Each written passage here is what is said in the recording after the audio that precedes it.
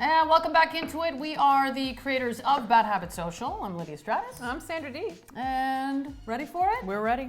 Tinaaa! She's back, baby. She's back, and we enjoyed watching Beth's face that looked like, what the? Saw a ghost. Yes, Tina's back, and I loved it. I am a huge Tibet fan. Beth looked funny. They really made her look tired. Oh, she's going through a lot of stress. And on top of that, you've got Tina who shows up at your doorstep. Well, this is telling. You know, Angie called her, but you don't travel all that way if you're not truly in love with someone, if you don't truly see them as family or have them deep in your heart. And these two are each other's family. They love each other thick and thin through it all. Chemistry, though, on the show is good. Like, you see Beth become powerless around her. Yes. Like, you really see that. Like, they've really been through a lot, and you see She Beth. trusts her. And she's also, like, self-deprecating with her. Like, look at me, I'm f***ing up everywhere. Well, she is. But Beth also thrives in turmoil. So, you know, it could be a good thing. I just think it's great because Tina is always there for her. And she asked her to stay. Beth asked Tina to stay. You think she's going to stay? I think she's gonna pop in and out. I think she'll pop in and out. But it's funny, as we see their dynamic, we start to learn a little bit about why they split up. Like it was all Tina. Tina fell in love with somebody else. Yes. She wanted to become a better person. She wanted to become a better person for herself. For Angie, she didn't feel whole. And you know what? She's a late bloomer. Eileen Shaken always wrote Tina's character to be a late bloomer. And now, girl's blooming. Girl's owning it, and Beth's the one who's in her shadows a little bit. Well, I think she's gonna leave. And then I think we're gonna see the return of Tibet in season 2. I think they might hook up. Just a one-timer. No. One-timer before she hooks up with Daddy. The only thing I was surprised to hear is that Tina didn't go to Kit's funeral. Yeah, I thought that was interesting. What the hell? Like, she's, you know, Angie's birth mom. That's her aunt. She's been with Beth, or known Beth, for 22 years, technically. And you don't go to her sister's funeral? Yeah. And they keep saying, you're my family. I love you. I love you. You're my family. But how do you not support somebody on that level? Yeah, there's some deep wounds there, but I'm happy they brought that up. Yeah. You know, it brought up the whole family issue, and I think there's a lot more to uncover in the story, but Tibet forever. Oh, the final scene. Don't leave. Don't leave. Tina, don't leave. She's gonna leave. Hey, bro, do you wanna go for a nip dip? Let's go for a nip dip. Nip dip! Free booze. No.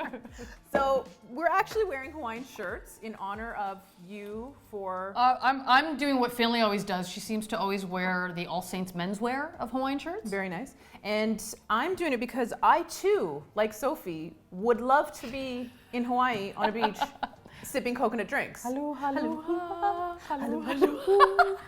So we decided to make our set Hawaiian. Mahalo.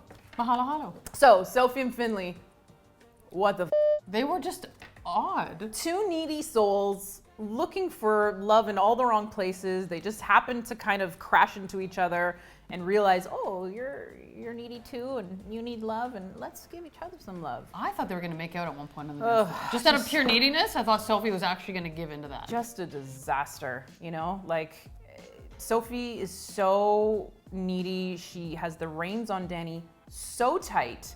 I can't even watch it. Well, she's, annoying needy at this Get point. a hobby. If you're worried about not hearing from your girlfriend from 4 a.m., she's busy. She's working. She's bringing home the bones, the dinero. Wow, we also saw Sophie say, I see Beth's hot. I see how she looks at Beth. There was a little bit of that. Yeah, she's throwing it out there. So, you know, she's getting insecure. She don't say that I'm pretty no more. And then Finley comes in, you're very pretty.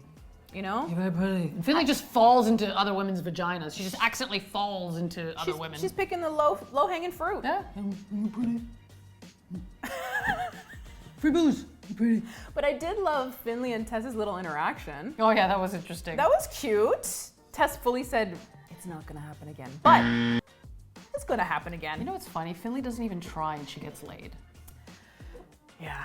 She's just like accidental laid.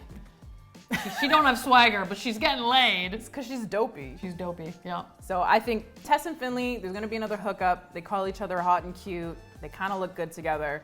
Sophie and Finley, something might happen if Finley now moves into So Dimi's place. Sophie, Danny, Micah. We'll see what happens. Finley's just the biggest couch surfer. Like, she just lives out of her backpack or something. She's surfing on into Sophie's, so we'll see what happens. Oh, we saw that couch cuddle. She looked like she was grabbing onto something. But in terms of Sophie and Danny, you know, like, just let the girl breathe. Let her work. If you're so worried, go find an extracurricular activity. Baking, swimming.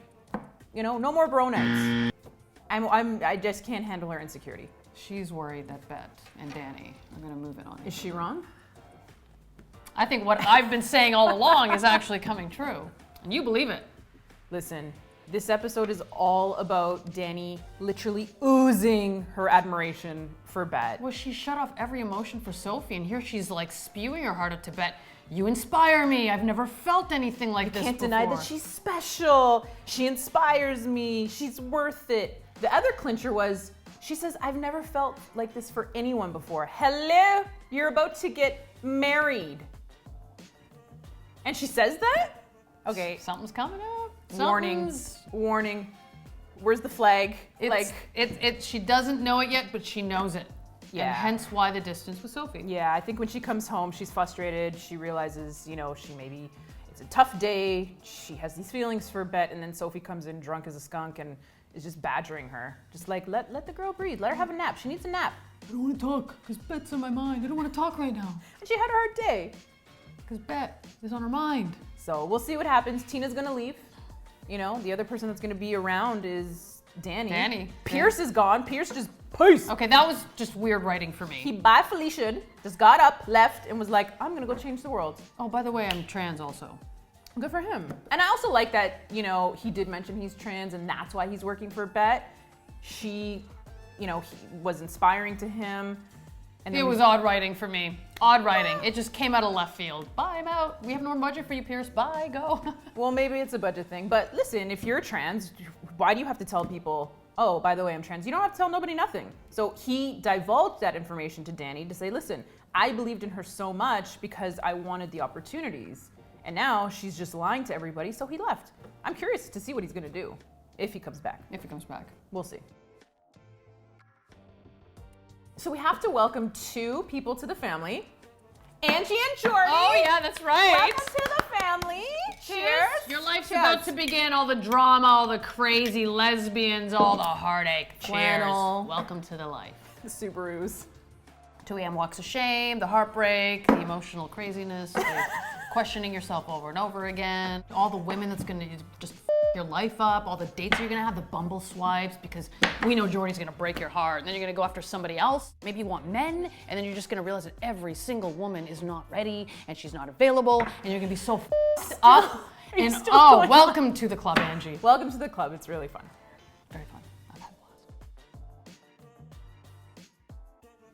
So we see Uncle Shane and Kiara giving the best advice, being beautiful little mentors in the back seat with Angie. I like this Shane. This Shane is responsible. This Shane gives good advice. This Shane is not such a drunkle. This Shane is like, hey man, you're like a cool uncle. Well, I just thought it was kind of weird that she all of a sudden decided, okay, let's have a kid together. Let's have a kid because Angie reminds me of what kind of a good dad I'll be. Wow, like just decided in that moment, Yeah. all that responsibility. I'm curious if they're actually gonna make Shane responsible or if she's gonna this one up. She has been thus far. Oh, no, she hasn't. She Tess. Tess's girlfriend. Yeah, Lena. I don't know. I'm Yeah. not sure. There is no Shane if you don't Shane's life up, so. Is this another Carmen situation? Probably. I don't know. We'll see. If I could paint my own throuple, it'd be Beth and Danny. I'd have a throuple with them. You think you would have a throuple with them? I'd have it with Alice, actually. Alice Alice is stepping up. She's so cool, so man. hot. She's so hot. Can we do this again? Like, you know, like maybe Thursdays and Fridays and Sundays? And is this, yeah, it's okay. It's gonna happen again? She's always been very open, which Yes. she says to Nat, you know, I've always been a very open person. She's always been willing to try things. I'm not sure if Alice is gonna get hurt. I'm just watching her going, Alice, you are adorable, but are you naive right now? What, do you think a throuple can't happen? Well, I think it can, but I think feelings are going to sway between two others. And you've got two ex-wives that clearly have intense feelings for each other still. They have history, they've got intense feelings, but they both really seem to fancy Alice. You know? Alice gets all the kisses. Even Gigi and Alice, when they kissed, it was like, oh. It's cute. It was I'm loving this throuple. I think it's the best storyline, and I would love to see them maintain this throuple, raise these kids, and be successful and live a beautiful life together, but we know that won't happen because it's a telenovela. Something's gonna up, but also Nat. I thought Nat was boring up until this point. She Oh had my the one-liners in this one. It was like Her one-liners were on fire. We saw a little bit more of her personality. more fire. Yes, Yeah. yes. So Yeah. hopefully Gigi's bringing that out of her. I think so. I actually wanted to throuple her and Gigi at the Who same didn't time. you want to throuple? I've got my short list of throuples on the show. Finley's not one of them. That's the only one. That's the one I don't want to That's throuple. the only one. Well, I have to say, I think this was my favorite episode thus far. I enjoyed this episode, but there was no sex for me. Of course. There was no intro at sex. There was no intimacy. There was no bouncing parts. So there was no sex. There was no sex. We learned a lot about Beth and Tinaaa. We understand why Tina's not there. We understand what she's doing. She's finding herself. Angie and Jordy are now out. Welcome to the club. You know, there's a lot going on. It was a great episode. Show us some more sex, please. We will see what happens next week, and we look forward to you guys joining us again. Click the link in the bio or hit the subscribe button below.